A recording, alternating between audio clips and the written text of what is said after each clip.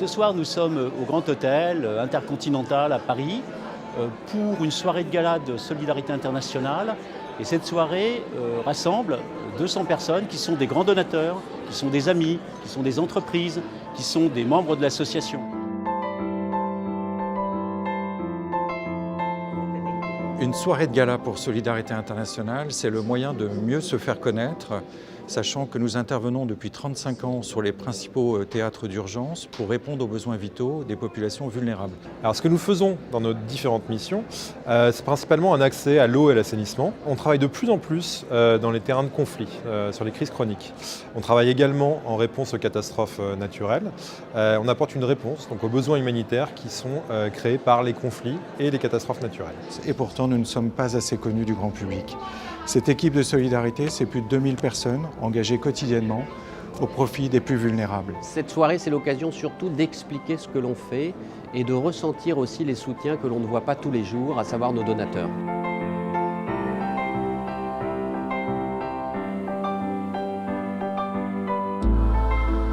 L'accès à l'eau potable, il faut savoir que c'est la première cause de mortalité dans le monde et le combat principal de Solidarité Internationale. Les gens tombent malades quand ils n'ont pas accès à de l'eau saine et ça a toutes sortes de répercussions sur leur vie, sur leur santé en premier lieu et puis également sur leur capacité à travailler, sur leur capacité à générer un revenu pour leur famille. 20% de la population au Bangladesh qui est affectée par l'arsenic, ce qui provoque un certain nombre de maladies, mais aussi une mortalité très élevée, notamment chez les enfants. C'est le désastre collectif le plus important généré par une maladie dite hydrique, donc une maladie véhiculée par l'eau. En l'occurrence, l'arsenic est un poison. Ce soir, c'est la 3e soirée de gala de Solidarité Internationale. On est tous réunis pour un projet au Bangladesh, réunir des fonds pour la mise en place de ce projet, pour l'accès à l'eau potable dans les écoles. Ce à quoi je tiens, c'est vraiment remercier tous les participants.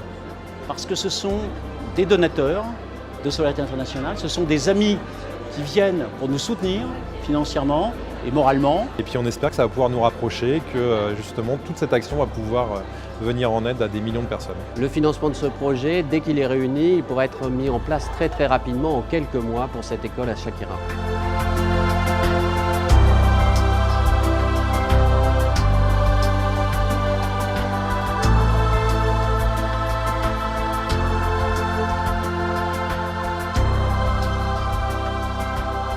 Des dizaines de milliers de personnes sont en train de fuir.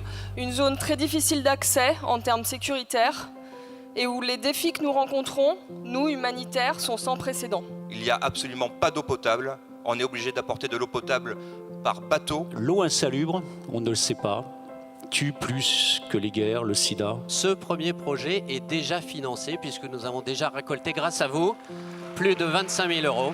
Je vous rappelle que l'objectif, c'est atteindre 30 000 € ce soir.